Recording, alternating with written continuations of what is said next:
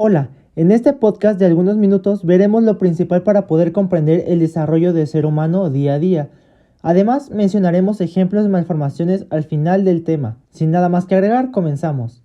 Este es nuestro tema 1, Introducción a la embriología y ciclo menstrual. Primero que nada, ¿qué es la embriología? La embriología se va a definir como la investigación y aplicación del desarrollo, células progenitoras y tratamientos. ¿Qué es la teratología? Rama de la embriología que aborda las alteraciones del desarrollo. Debido a las malformaciones se decide estudiar más este tema, así es como da inicio a la embriología. Un poco sobre su historia. La embriología humana en la antigüedad. 1416 se redactó en sánscrito un breve tratado acerca de la embriología hindú de la antigüedad denominada Garbha Upanishad. En Grecia antigua se hicieron contribuciones importantes a la ciencia de la embriología. Aristóteles de Estagira escribe un tratado de embriología en el que se describe el desarrollo del pollo y de otros embriones. Claudio Galeno, en el 130 a 221 después de Cristo, redacta la obra sobre la formación del feto, en la que se describe el desarrollo y la nutrición de los fetos, así como la estructura como la alantoides, amnios y placenta, mientras que en la Edad Media se realizaban ilustraciones de embriones como niños. En el Renacimiento, Leonardo da Vinci realiza dibujos de gran precisión sobre úteros gestantes, mientras que Fabricius de Aquapende realiza ilustraciones múltiples sobre embriones, esto por destacar algunos de los procesos más relevantes en la historia de la embriología.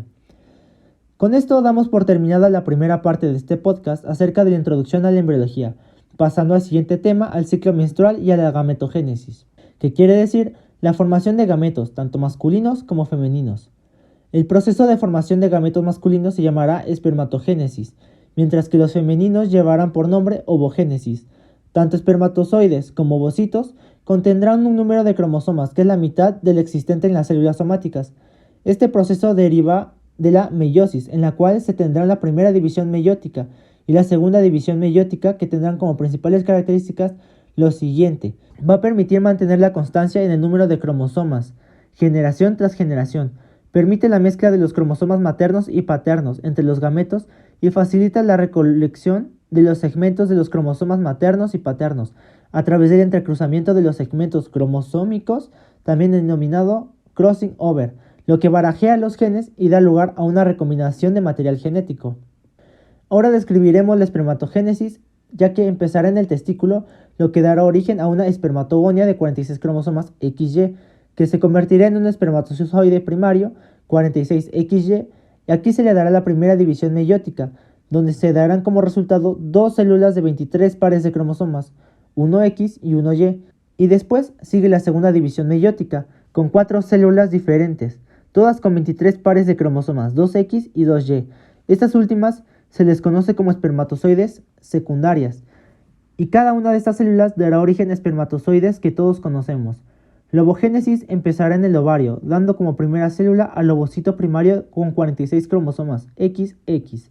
En el folículo primario, este ovocito entrará en una fase de crecimiento en la cual se verá apoyado por células foliculares. Procederá a convertirse en un ovocito primario con mayor tamaño, teniendo una zona pelúcida. Posteriormente se convertirá en un ovocito secundario, en la cual se desarrollará un sitio denominado antro. La primera división, con esta última fase, termina la primera división meiótica, y si este ovocito es fecundado, se finalizará la segunda división meiótica. Ahora hablaremos un poco más acerca del útero, las trompas uterinas y los ovarios. El útero va a ser un órgano muscular de pared gruesa y configuración piriforme, formado por dos partes principales: el cuerpo, que constituirá 2/3 partes superiores, y el cérvix, que presenta el tercio inferior, que tiene configuración cilíndrica. En las paredes del cuerpo del útero están constituidas por 3 capas: perímetro, que es la capa externa fina; miometrio, la capa muscular lisa gruesa; y el endometrio, es la capa interna fina, en la cual las capas compacta y esponjosa, denominadas en conjunto capa funcional, se desintegran y son expulsadas durante la menstruación y tras el parto.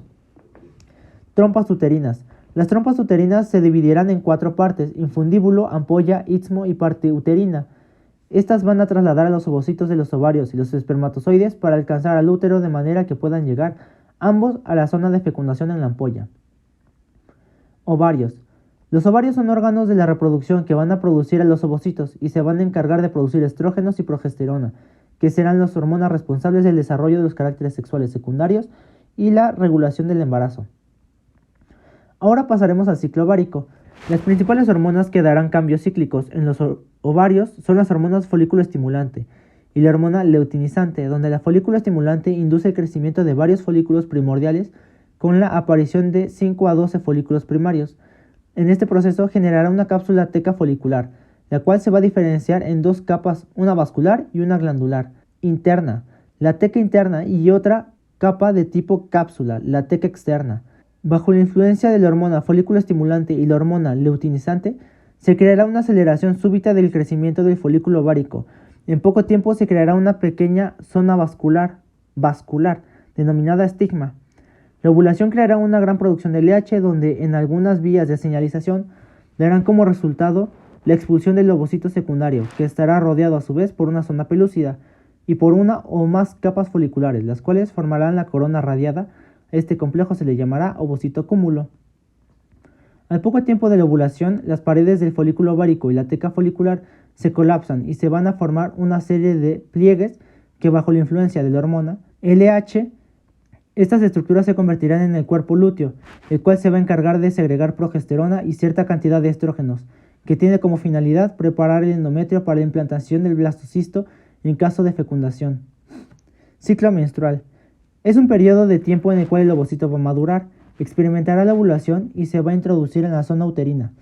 A través de la hormona LH generará cambios cíclicos de manera mensual, o también conocido como ciclo menstrual.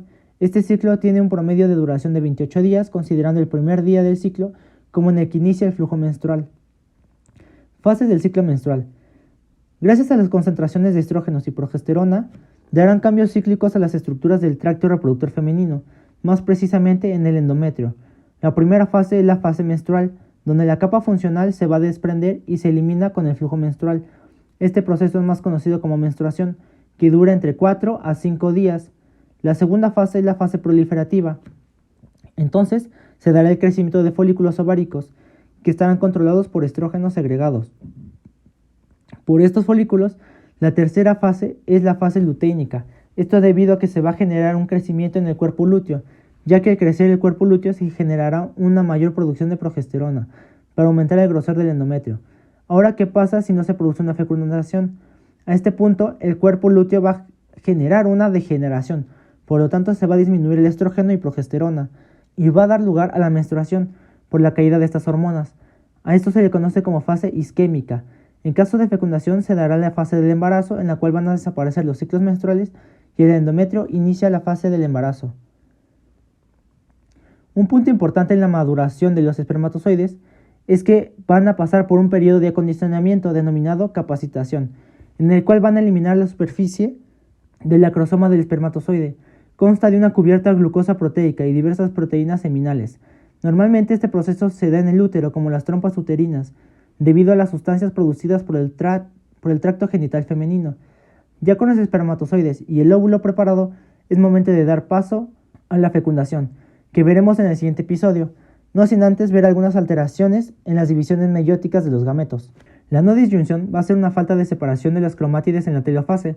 Esto deriva en el síndrome como el síndrome de Down, síndrome de Turner o síndrome de Klinefelter.